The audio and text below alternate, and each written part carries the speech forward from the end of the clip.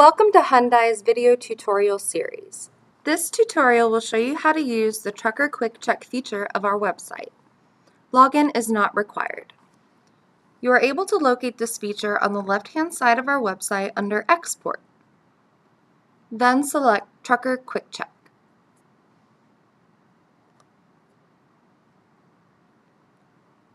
Please enter your booking number.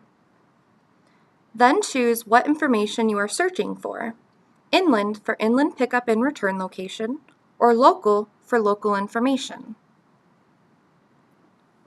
Results show booking quantity, first empty release date, rail cutoff information, and pickup and return information. Local also provides similar information, however, instead of rail cutoff, the system will show port cutoff.